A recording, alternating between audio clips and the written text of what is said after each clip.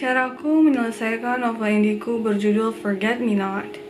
Kebetulan waktu itu, aku baru selesai baca buku Norwegian Wood by Haruki Murakami. Dan aku terinspirasi dari karakter Toru Watanabe dan pengen bikin versiku sendiri.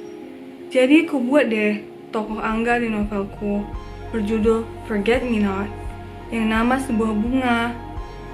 Yang aku teringat dari komik pengantin Demos dari Jepang yang nyebut-nyebut nama bunga ini untuk plot kisah serem.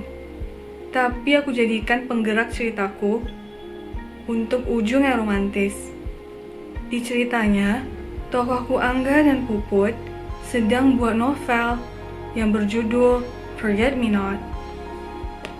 Karena tokoh-tokoh ini merasa harus punya karya setelah lulus kuliah Sastra Indonesia, dan kisah yang tokohku buat adalah tentang karakter buta yang dulu pelukis bunga.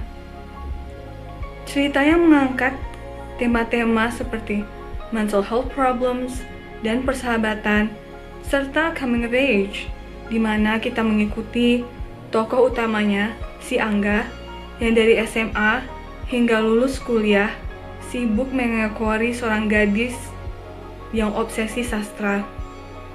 Yang beda banget dengan Angga, yang sebenarnya dulu atlet, tapi dia sempat gagal di lomba lari tingkat SMA, hingga dia trauma dan memilih ikut-ikutan selera pujaan hatinya.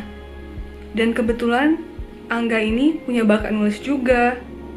Yang beda dengan Puput yang mulai memperlihatkan gejala halusinasi semenjak neneknya meninggal. Dan anak gedongan ini gak punya bakat nulis. Aku juga buat covernya sendiri. Ini gambarku. Aku memang suka manga Jepang juga, jadi aku bisa sedikit-sedikit gambar manga. Kebetulan aku sempat masuk acara radio Pro 2 RRI Pekanbaru dan ngebicarain novel Forget Me Not ini.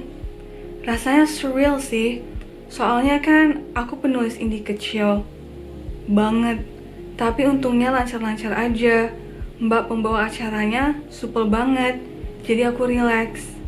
Aku bacain ya kalimat pertama di halaman pertama novel ini.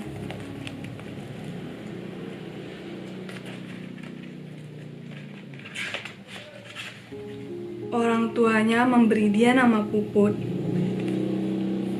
Romantis ya. Aku masih perlu banyak perkembangan sih, tapi aku udah bangga mampu nyelesain satu novel. Beberapa teknikku adalah selalu nyediain waktu luang untuk menulis. Saat nulis novel ini, aku nulis minimal 3 minggu sekali, dan itu kalau aku sedang maksimalnya, aku bisa nulis setiap hari. Dan per sesi nulis kuhabiskan 1 jam untuk drafting dan rewriting sampai cukup bersih, paling nggak ada typo. Tapi tetap aja, bahkan setelah novelnya rampung sekitar dalam 4 bulan, aku swastunting lama. Misalnya ada riset tambahan, dan karakter teman-teman Angga tiba-tiba berubah, dan ada plot tambahan, dan sebagainya. Kalau tertarik beli novelku, ku kasih linknya ya. Silakan, selamat membaca. Like, share, comment, and subscribe. So I'll be happy to make more content. Terima kasih.